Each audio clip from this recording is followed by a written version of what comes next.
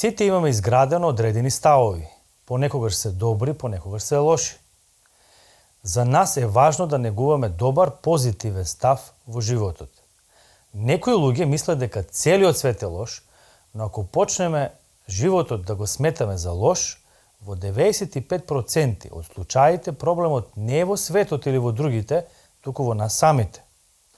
Ако светот ни се чини лош и негативен, нашиот внатрешен свет може да биде светол и позитивен.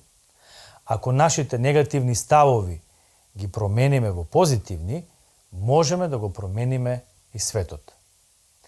Вашиот став е многу повеќе од оние неколку мисли што го окупираат вашиот ум. Тој произлегува од сршта на вашето битие. Ставот што го имате одредува кој сте, го представува вашето гледиште, го представува самиот ваш карактер. Ставовите секогаш се преточуваат во дела или реакции. Вашите мисли ги одредуваат вашите дела, а ставовите го одредуваат начинот на постапување во сите околности. Животот ви е одреден не толку од она што животот ви го носи, колку од ставот кој вие го донесувате во животот. Не толку од тоа што ви се допаѓа вам, колку од начинот на кој вашиот ум го проценува она што ви се случува. Нашите ставови влијаат и на односите што ги имаме со другите луѓе, со сопружникот, со децата, со колегите и пријателите.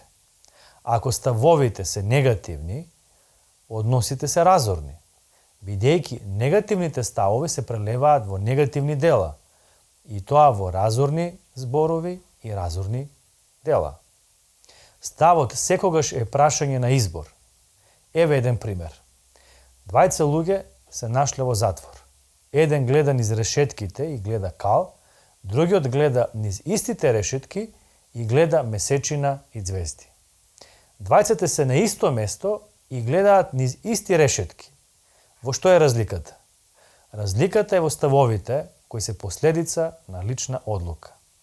Бог ни дал способност за размислување, донесување заклучоци и право на избор на позитивни и негативни мисли. Во животот на секој од нас постои она што е позитивно и она што е негативно.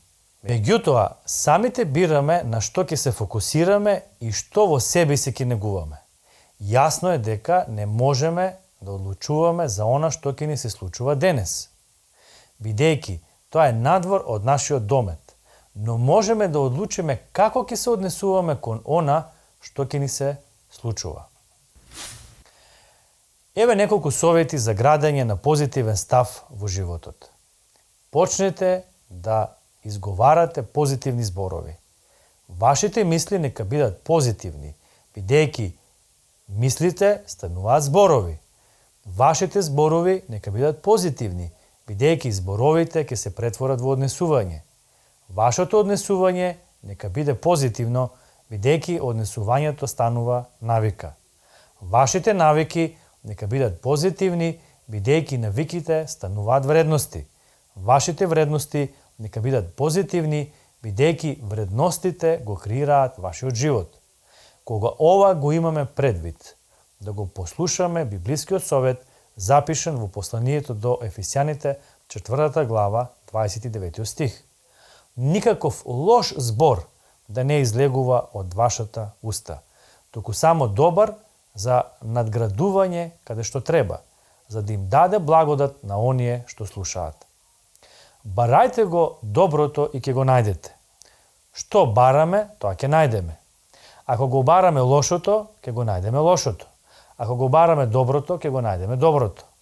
Тоа многу зависи од нас. Изборот е наш. Преземете ја власта над своите мисли. Ако нешто не можете да го промените, тогаш променете го својот став. Одлучете да размислувате позитивно. Во посланието до Филипјаните, 4 глава, 8 стих е даден следниот совет. Понатаму, браќа мои, на она што е вистинско, што е честно, што е праведно, што е чисто, што е љубезно, што е достојно за слава, на она што е добродетел, што е за пофалба. Само на тоа мислете. Позитивниот став предизвикува верижна реакција на позитивни мисли, настани ефекти. Какви и да се околностите во вашиот живот, размислувајте позитивно. Зборувајте позитивно и имајте позитивен став во животот.